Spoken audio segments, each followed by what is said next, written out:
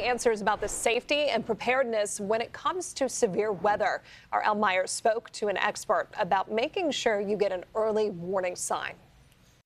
From less than 15 seconds to a couple of minutes, that's about how long it takes for an emergency alert to be dispatched for a danger like a tornado.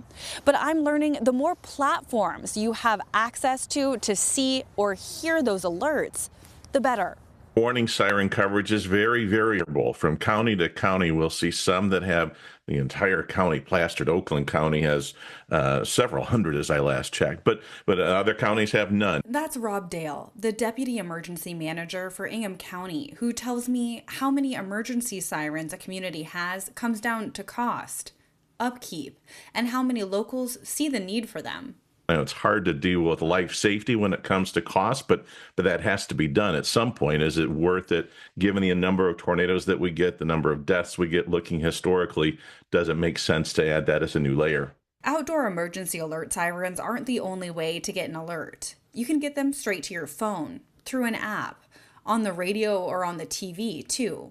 The idea, he tells me, is to have multiple layers of alerts. Sometimes the app may fail, the cell tower may go down. We have NOAA weather radio, same concept. It's fairly good. It has battery backup, but still can fail. We have, of course, local TV media outlets, but sometimes you can't get that in if the network is down. So really, this is just yet another layer. We don't suggest anyone relies on any one layer. He tells me an alert went out just minutes before the deadly tornado in Union City last week. But storms can be unpredictable, and what kind of shelter you have access to really matters too. This was a quick developing storm system. So if you were in a manufactured home and you had 5 minutes of warning, that doesn't do you a lot of good. You don't have a shelter nearby. On the other hand, if you're in a home, a lot of times 5 minutes is ample enough to get down into your basement or into your safe space. Getting answers for you in Lansing. I'm Elle Myers, CBS News, Detroit.